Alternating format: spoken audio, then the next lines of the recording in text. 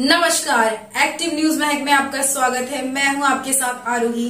देखते हैं आज की नई ताजा खबरों में क्या है आपके लिए खास।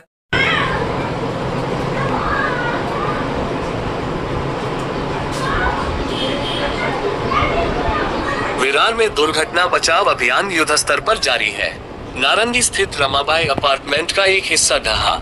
जिला कलेक्टर डॉक्टर इंदु रानी जाखड़ ने बचाव अभियान की समीक्षा की।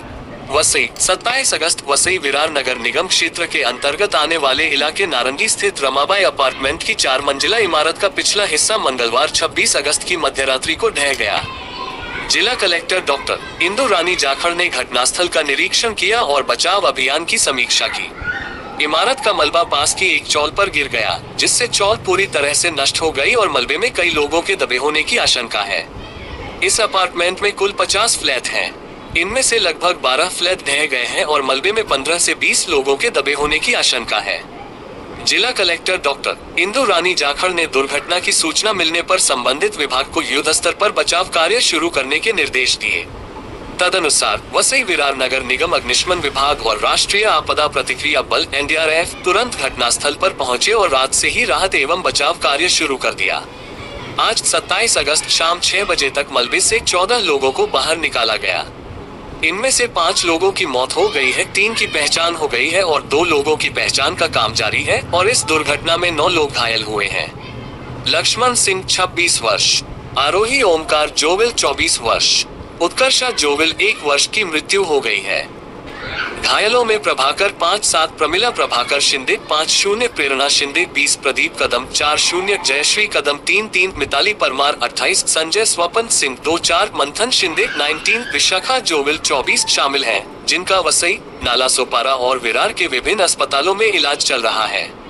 इनमें से 3 को प्राथमिक उपचार के बाद छुट्टी दे दी गई है, जबकि 6 का इलाज चल रहा है। युद्धस्तर पर बचाव कार्य। दुर्घटना के बाद अंधेरी से NDRF की एक अतिरिक्त टीम मौके पर पहुंच गई है। दमकल विभाग, स्थानीय पुलिस और नगर निगमों की मदद से मलबा हटाने का काम जारी है। मलबे में अभी भी कुछ लोगों के फंसे होने की संभावना से इनकार नहीं किया जा सकता। सुरक्षा कारणों से रमाबाई अपार्टमेंट से सटी 4 मंजिला इमारत और आसपास की चौलों को खाली कराकर निवासियों को सुरक्षित स्थान पर पहुंचा दिया गया है। प्रभावित नागरिकों के लिए समाज मंदिर में एक अस्थायी आश्रय शिविर स्थापित किया गया है और भोजन व आवश्यक सुविधाओं की व्यवस्था की गई है। दुर्घटना घडलेली आहे, घटनास्थळी भेट दिली आहे, काय खूपच दुर्दैवी घटना ही आहे। आता आपण घटनास्थळी पाहत असू की या बिल्डिंगला रेस्क्यू करण्यासाठी JCB किंवा आणखी NDRF ची गाडी, फायर ब्रिगेडची गाडी जाण्यासाठी सुद्धा जागा नाहीये। सगळी मदत ही मॅन्युअली आपण करतोय। NDRF ची टीम सुद्धा इथे आलेली आहे। महानगरपालिकेचे पूर्ण यंत्रणा, पोलीस यंत्रणा सगळेजण कामाला लागलेले आहे। आपण आता या क्षणी हीच प्रार्थना करूया की जे जीव तिथे अडकलेले आहेत त्यांना लवकरात लवकर त्यांना तिथनं रेस्क्यू करण्यात आपल्या सगळ्यांना यश येईल आणि त्यांचे जीव वाचवण्यामध्ये आपल्याला यश येईल। स्थानिकांनी देखील तुमच्याशी संवाद साधलेला आहे, काय म्हणणे, काय कशी मदत मिळेल का? बघा, ते आता खरं या दुर्दैवी परिस्थितीमध्ये ते सुद्धा सगळे पॅनिक झालेले आहेत।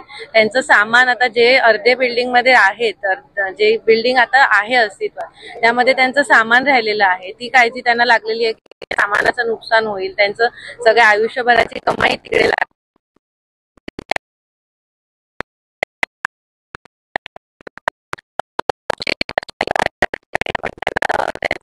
करतो आणि त्यांना आपण हे आश्वस्त केलेलं आहे की हे रेस्क्यूचं काम झाल्यावरती NDRF ची टीम त्यांचं सुद्धा सामान काढण्यासाठी त्यांना मदत करेल। पालिकेच्या अधिकाऱ्यांच्या चुकीमुळे कुठेतरी अशा घटना घडतायत। बघा, आता आपण दोषारोप करण्याची ही वेळ नाहीये। आता ही वेळ आहे माणुसकी दाखवण्याची आणि सगळ्यांनी मिळून आपण त्यांचे जीव जे आहेत ते वाचण्यासाठी आपण प्रार्थना करायला पाहिजे आणि आपल्याच्याने जी मदत होईल ती आपण केली पाहिजे। याच कंडिशन मध्ये 7 ते 8 इमारती अजून आहेत। वारंवार सांगून सुद्धा स्थानिक लोक खाली करत नाहीत आणि महानगरपालिकेचे अधिकारी याच्यामध्ये काही कारवाई करत नाहीत। आता एक इमारत तुटली, एक अपघात झालेला आहे, तर उद्यापासून त्याच्या दुसऱ्या उपाययोजना काय करणार? मला असं वाटतं की ज्या अशा धोकादायक इमारती आहेत त्यांना महानगरपालिकेने नोटीस जर दिलेल्या असतील तर तिथल्या रहिवाशांनी सुद्धा समजून त्या रिकामी केल्या पाहिजेत, कारण की आपल्या जीवापेक्षा जास्त महत्वाचं काहीच नाहीये. आणि त्यांना जी काही मदत महानगरपालिकेतर्फे बाकीच्या गोष्टींसाठी आवश्यक आहे ती मी आयुक्त सरांना स्वतः पर्सनली रिक्वेस्ट करेन की अशा इमारतीतल्या लोकांना ती मदत त्यांनी केली पाहिजे. पण जीव महत्वाचा आहे, जीव वाचवण्यासाठी आपल्याला जे काही करता येईल ते आपण सगळ्यांनी मिळून केलं पाहिजे असं मला वाटतं. दुर्घटना झाली आहे, घटनास्थळी पाहणी केली, काय सांगा? अतिशय दुःखद घटना आहे, मनाला वेदना देणारी, मनाला क्लेश देणारी घटना आहे. आत्ताच एक माझ्यासमोर एक लहान मुली, इथून 1 वर्षाची मुलगी असेल, मला वाटतं तिचा वाढदिवस काल होता. तिची आई स्थिती थोडी क्रिटिकल सांगितली आहे, साय हॉस्पिटलला घेऊन गेलेत ते. चित्र अतिशय मनाला वेदना देणारं चित्र सगळं बघितल्यानंतर आहे. तिथे पायी जाणंही अशक्य आहे.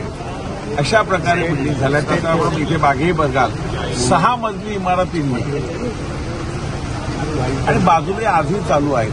त्यामुळे ह्याला कुठेतरी पायबंद झाला पाहिजे. आम्ही आग्रह प्रशासनाने करतो, महाराष्ट्र सरकारकडे करतो. आणि अशा प्रकारच्या बिल्डिंग रिडेव्हलपमेंट कशा करता येतील, क्लस्टर घोषित करून किंवा अन्य मार्गाने कशा करता येतील ह्यासाठी आम्ही निश्चितपणे सरकार दरबारी प्रयत्न करू. काय निराळा एखादी गोष्ट जर करायला लागली वेगळी, म्हणजे त्यासाठी काय तरतूद करायला काय तरी आम्ही आग्रह तो धरू. कारण लोक एकदा C1 कॅटेगरी बिल्डिंग तयार झाले की महापालिका त्यांना खाली करायला लावते, नाही खाली केली तशी पडते. पण त्याचं पुढचं भविष्य काय? जेव्हा अशा प्रकारे बिल्डिंग पडतात तेव्हा जागा मालक कुठून उभा राहतो की ही जागा माझी आहे. त्यामुळे पुढची जे त्यांच्यावर कारवाई करायची आहे, पुढची जे त्यांचं घर बांधायचं ते कठीण होऊन जाते. अशा प्रकारे फार केसेस म्हणजे महापालिकेने मला वाटतं आता बऱ्यापैकी नोटीस C1 कॅटेगरीची महापालिका देते. महापालिकेचं काम महापालिका देते, पण अशा हजारो लोकांनी राहायला जायचं कुठे, हा एक मोठा प्रश्न आहे. त्यामुळे यासाठी काय करता येईल. आता ही दुर्घटनाग्रस्त आहेत, त्यांना कशी मदत मिळणार आहे? त्यांना महापालिका त्यांची राहण्याची व्यवस्था, ज्या हॉस्पिटलमध्ये त्यांची आम्ही व्यवस्था शासन दरबारी करू, महापालिकेने सांगू त्यांचा हॉस्पिटलचा खर्च आहे किंवा त्यांना काय अन्य जे कायदे आहेत, प्रचलित कायदे आहेत, त्यामुळे त्यांना जी मदत करता येईल ती निश्चितपणे आम्ही करण्याचा प्रयत्न करू. काय सांगेल, आज जो बिल्डिंग पडलेली आहे या बिल्डिंगमध्ये काय संपूर्ण कसं काय झालं? खरं तर ह्या बिल्डिंगला माझ्या माहितीप्रमाणे 2 ते 3 नोटीस आलेत आणि गेल्या 4-5 दिवसापूर्वी महानगरपालिकेला इंटिमेट केलं होतं. कारण 4-5 दिवसापूर्वी जिना जो आहे त्या जिन्याचा स्लॅब कोसळला होता. हा इथला बिल्डर साने म्हणून आहे, जो अनेक वर्ष बघतोय. पालिकेच्या 3-4 नोटीस आले तरी ह्या लोकांना खाली करण्यासाठी हे करत नाहीये. महानगरपालिकेने ह्याकडे दुर्लक्ष केलं. आता आम्ही सगळे इकडे बसलो होतो, माझे मित्रमंडळी जे आम्ही सगळे इथे होतो. पाहिलं तर मागच्या बाजूनी पूर्ण जो 4था माळा जो कोपरा जो आहे बिल्डिंगच्या मागचा, तर तो खाली कोसळल्यानंतर आम्हाला असं वाटलं की मागे काहीतरी शॉर्ट सर्किट झाले, कारण तिथे लाईटचा पोल वगैरे आहे. पण पाहिलं तर 4थ्या माळाची ती 1 साइड जी आहे मागची बांधलेली ही संपूर्ण खाली आली आणि त्याच्यामध्ये अनेक लोक अडकलेत. खरं तर आम्ही पाहिलं तिथे माझा एक मित्र आहे, त्याची संपूर्ण फॅमिली, ओमकार जोईल वगैरे अशा 5 ते 7 घरं आहेत. म्हणजे 2रा माळा, 3रा आणि 4था खाली ग्राउंडचा त्या प्रकारे तसा राहिला. तर तिकडची सगळी लोक त्याच्यामध्ये दबलेत. आम्ही पाहिल्यानंतर आम्ही माझे मित्रमंडळी सगळे गेले, आमच्या अक्षय असेल अनेक लोक होती. त्या ठिकाणी जाऊन त्या लोकांनी लोकांना बाहेर काढलं. आम्ही स्वतः गेलो तिकडे आणि बघितलं तर अजून आतून लोक आवाज देत आहेत. आम्ही जेवढी माहिती घेतली, ज्यावरती 1 वर्षाची मुलगी आहे, तिचा वाढदिवस होता आणि त्या घरामध्ये 8 ते 9 लोकांनी काही पाहुणे आले होते. त्याच्यातली एक मुलगी सापडली आहे, विशाखा जोईल म्हणून जी आहे, तिला व्यवस्थित बाहेर काढून ते हॉस्पिटलला ऍडमिट केली आहे. आणि अजून त्याच्या घरातले 8 ते 9 लोक आहेत ते अजून ढिगाऱ्याखाली अडकलेत. बाकीची काही जी घरातले लोक आहेत ती अडकलेली आहेत. या ठिकाणी पोलीस प्रशासन असेल, महानगरपालिका, आपत्ती व्यवस्था, सगळे जे काही प्रशासकीय लोक आत्ताच्या घडीला 9 ते 10 जणांना बाहेर काढलेलं आहे. काही जणांना ग्रामीण रुग्णालय, प्रकृती, रिद्धी-सिद्धी अशा ठिकठिकाणी जिथे जवळ पडेल जेव्हा इमर्जन्सी आहे त्या ठिकाणी ऍडमिट केलेलं आहे. काय सांगाल, काय घटना घडली? माझं नाव संतोष निवळकर. मी ज्या घटना घडली बिल्डिंगमध्ये, 4थ्या माझा भाव राहता भाड्याने. त्याच्या भावाची बायको आहे आणि मुलगा होता. मला 10:30-12 वाजता म्हणजे आईचा फोन आला की असं झालं, म्हणून मी ते धावत इथे बघायला ते आलो. तर बिल्डिंगची आवाज तर पहिल्या वेळेस खराबच होती. जेव्हा आम्ही आलेलो म्हणजे भावाने दाखवायला लागलो तर बिल्डिंगची आवाज खराब होती. छप्पर बिप्पर सगळं म्हणजे पडतच होतं. ते राहणारी लोक बिल्डरकडे जे रिपेअर करावे किंवा अशी मागणी करत होती, बहुतेक करत असतील, कारण मला त्यातली आयडिया नाही, पण बहुतेक करत असणार. त्यांना बहुतेक 6 महिने पण नोटीस पण आलेली असं नाही ऐकलं.